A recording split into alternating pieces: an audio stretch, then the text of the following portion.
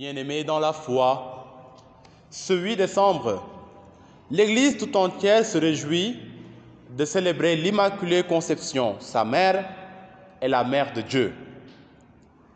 Avec l'ange Gabriel, dans l'Évangile, toute l'Église s'écrie avec joie « Kaire ke karitomene ho kurios metasu ». Je te salue, la bénie, le Seigneur est avec toi. Luc chapitre 1, le verset 28. Cette parole angélique contient toute l'audace d'une confession de l'Immaculée Conception de Marie, puisqu'elle y est présentée comme la bénie, comme celle avec qui le Seigneur est. Son nom ici n'est pas Marie, mais ke karitomene, la bénie. Quand la bénédiction devient ton nom, tout devient possible dans ta vie. Ce fut le cas de Marie. De sorte qu'en 1854, le dogme de l'Immaculée Conception fut proclamé par le pape Pie IX en ces termes, je cite, « La bienheureuse Vierge Marie a été, au premier instant de sa conception, par une grâce et une faveur singulière de Dieu Tout-Puissant, en vue des mérites de Jésus-Christ, sauveur du genre humain, préservée intacte de toute souillure du péché originel. » Je reprends. La bienheureuse Vierge Marie a été, au premier instant de sa conception, par une grâce et une faveur singulière de Dieu Tout-Puissant, en vue des mérites de Jésus-Christ, sauveur du genre humain, préservée intacte de toute souillure du péché originel. Fin de citation. Ce fut l'aboutissement d'un long processus de réflexion et de débat théologique, car tous ne s'accordaient point sur l'Immaculée Conception de la Vierge Marie. Au Moyen-Âge, par exemple, les théologiens dominicains, sur la ligne de pensée de saint Thomas d'Aquin, affirmaient que Marie avait été conçue avec le péché originel comme toutes les autres personnes.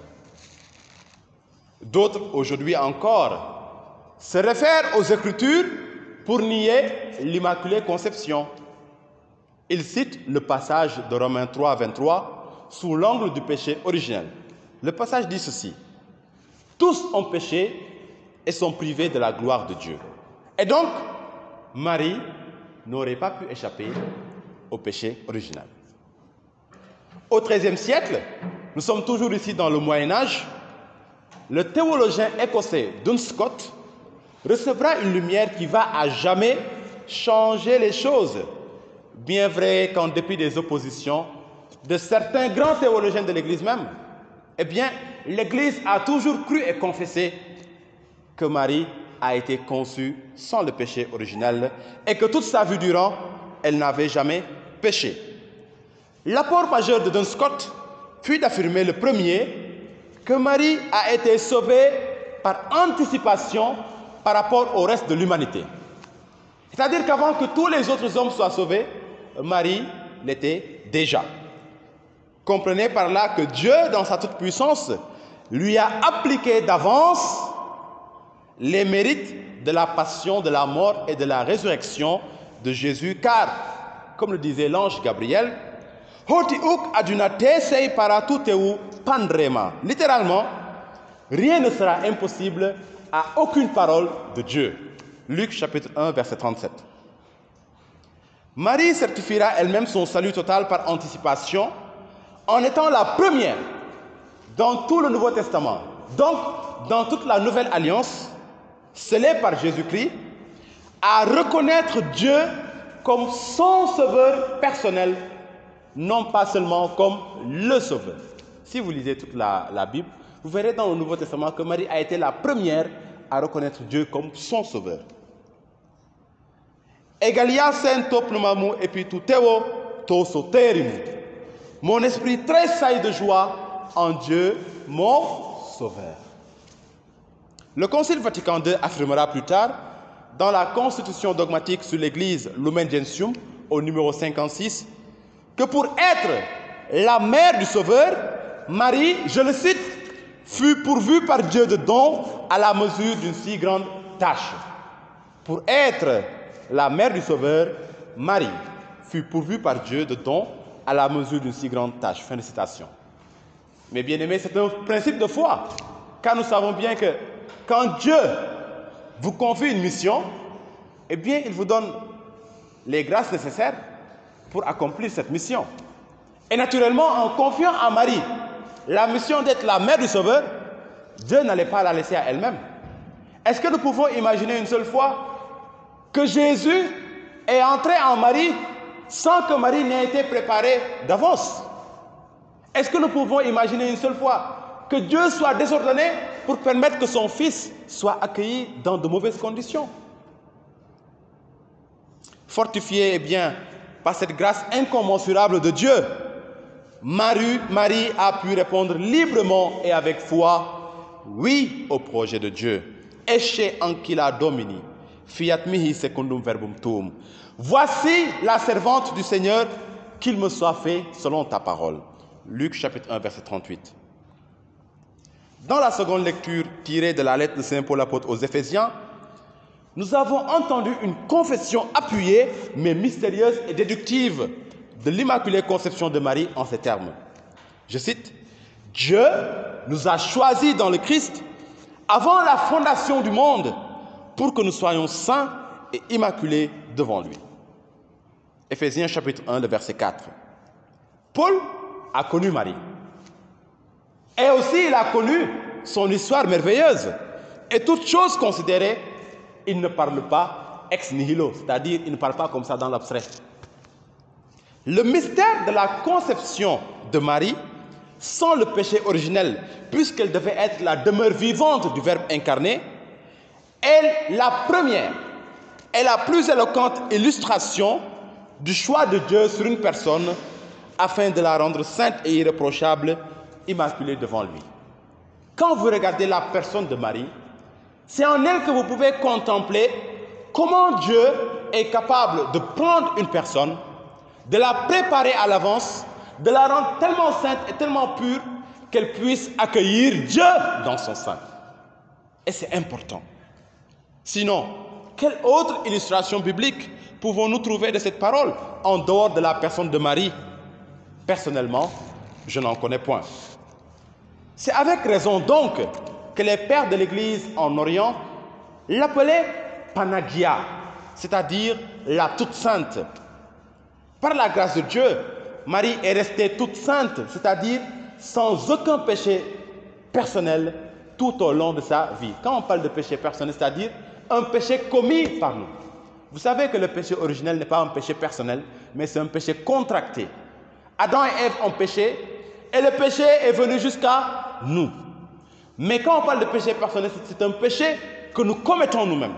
Alors, Marie n'a pas contracté le péché originel, d'une part, et d'autre part, elle n'a jamais commis de péché personnel, car le péché originel et le péché personnel sont liés. Le péché personnel est une conséquence du péché originel. C'est parce que nous avons été frappés par le péché originel que nous sommes faibles et que nous tombons dans le péché personnel. Mais la personne qui n'a pas été touchée, qui n'a pas contracté le péché originel, n'est en aucune façon soumise ni touchée par le péché personnel.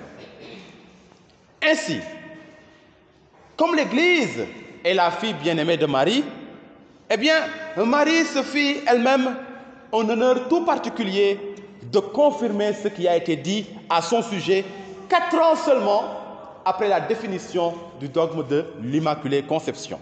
Ainsi, en 1858, à Lourdes, elle apparut à une jeune bergère de 14 ans, Bernadette Soubirous, une illettrée donc qui ignorait tout de ce qu'on appelle un dogme et qui ignorait encore tout de ce qu'on appelait l'Immaculée Conception. Donc Marie va lui apparaître en 1858 et lui dira « Je suis l'Immaculée Conception ». L'Église recevait ainsi une confirmation céleste de ce qu'elle croyait et enseignait déjà sur la terre. Et cela est vraiment merveilleux. C'est-à-dire que l'Église n'a pas attendu que Marie dise qu'elle est l'Immaculée Conception pour affirmer que Marie est en réalité l'Immaculée Conception. Mais c'est Marie qui est venue bien après la définition de ce dogme, 4 ans après, pour dire, eh bien écoutez, ce que l'Église a dit de moi, c'est vrai, je suis l'Immaculée Conception. Et cela a mis fin à beaucoup de débats. Mais aussi beau que soit le tableau, une tache sombre apparaît quelque part, qui n'enlève toutefois rien à la merveille de l'Immaculée Conception. Cette petite tache, toujours précédée d'une victoire éternelle, nous l'avons entendu annoncer dans le livre de la Genèse, la première lecture d'aujourd'hui. Inimicitias ponam intertet mulierem, et sementum et semen ilius, ipsa conteret caputum, et tu insidiaberis calcaneo eius. C'est-à-dire, je mettrai une hostilité entre toi et la femme, entre ta descendance et sa descendance. Celle-ci te meurtrira la tête, et toi, tu lui meurtriras le talon. Genèse chapitre 3, le verset 15. C'est ce passage que la tradition chrétienne appelle le protévangile, parce que là est contenue déjà l'annonce de la victoire future du Christ sur le mal, sur Satan, sur la mort. Il est écrit que le serpent atteindrait la femme au talon. Le serpent ici ne désigne personne d'autre que Satan. Et la femme désigne non pas Ève, qui est déjà déchue, mais Marie, qui sera la mère de celui qui va écraser la tête du serpent. La parole se réalise pourtant, mais il est à noter que le diable n'atteint Marie que dans et par ses fils et ses filles rebelles. Ses fils et ses filles qui l'insultent, la méprisent, la rabaissent, ignorent volontairement sa dignité incomparable et incommensurable de mère de Dieu et cherchent à l'opposer à son fils, cherchent à la mettre comme en concurrence avec son fils, alors que Marie n'est pas en concurrence avec Jésus. À côté, même les musulmans témoignent à Marie un respect infini. Dans le Coran, par exemple, toute une sourate avec 98 versets est consacrée à Marie. La sourate 19 ou sourate Mariam. Au verset 20, la pureté et l'innocence de Marie sont exaltées. Au verset 34, sa maternité divine est attestée. Marie est mère d'Issa, Jésus, parole de vérité dont il doute. C'est ce qui est écrit dans le Coran. Si les musulmans sont capables d'honorer Marie, pourquoi tous les chrétiens ne sont pas capables de le faire? C'est qu'il y a quelque part quelque chose de non dit. C'est qu'il y a quelque part quelque chose qui relève, eh bien, de la descendance même du serpent dont il est question dans la Genèse. Et c'est pourquoi j'invite solennellement les fils et les filles rebelles de Marie à se reconsidérer. Nul ne peut aimer le Christ et haïr sa mère. Nul ne peut aimer le Christ et haïr sa mère. C'est tout simplement haïr le Christ. Car quand on aime le Christ, il n'y a plus de place dans notre cœur pour la haine. Je les invite encore solennellement à reconsidérer Marie. Une parole de foi née de l'expérience multiséculaire de l'Église dit ceci, je le cite. Quod Deus imperio, tu prêche virgo potes. Ça veut dire que Dieu commande, ou que ta voix le prie, tout s'accomplit de même ô puissante Vierge Marie. Ça veut dire, quand Dieu dit là, que telle chose soit, ou quand Marie dit, Seigneur, donne-nous ceci ou fais ceci, de toutes les façons, c'est la même chose, ça va se faire. Vous avez compris? Donc, quod Deus imperio, tu prêche virgo potes, que Dieu commande ou que ta voix le prie, tout s'accomplit de même, ô puissante Vierge. À ce propos, le cardinal Hugues écrivait ceci, je le cite. Ce n'est pas pour elle-même que Marie a trouvé la grâce dont il fut pour toujours rempli. Pour qui donc? Eh bien, pour ceux qu'il avait perdus, pour les pécheurs. Fin de citation. Voilà pourquoi nous l'implorons avec confiance en lui disant « Sainte Marie, Mère de Dieu, prie pour nous, pauvres pécheurs. » Marie est une bonne et tendre mère. Elle est toujours attentive, comme le disait Benoît XVI. Aussi pouvons-nous suivre avec confiance ce conseil expérimenté du Saint-Curé d'Ars et mettre de côté certains de nos raisonnements hostiles à l'accroissement de la foi, des raisonnements qui ne s'accordent pas avec l'exigence de l'oiseau de Jean-Paul II. Vous connaissez l'oiseau de Jean-Paul II? Jean-Paul II parlait d'un oiseau dont les deux ailes sont la foi et la raison. Alors il y a des raisonnements qui ne s'accordent pas avec cet oiseau-là. Les raisonnements qui nous amènent en arrière, les raisonnements qui nous font perdre la foi, ce ne sont pas ces raisonnements-là qui s'accordent avec le principe de la foi et de la raison. Alors voici le conseil que nous donne Saint Jean-Marie Vianney, je le cite. Consacrez-vous à Marie. Priez-la bien, cette bonne mère. Honorez-la surtout dans son immaculée conception. Je reprends. Consacrez-vous à Marie. Vous savez, il y a des gens qui créent des débats au sujet de cette consécration. Non, on se consacre à Dieu, on ne se consacre pas à Marie. Mais le problème est plus profond que cela.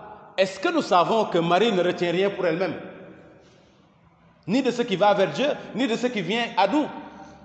Alors quand on comprend ce principe, on n'a pas de problème avec la consécration à Marie, car nous savons que se consacrer à Marie n'est que se consacrer à Jésus, mais avec Marie.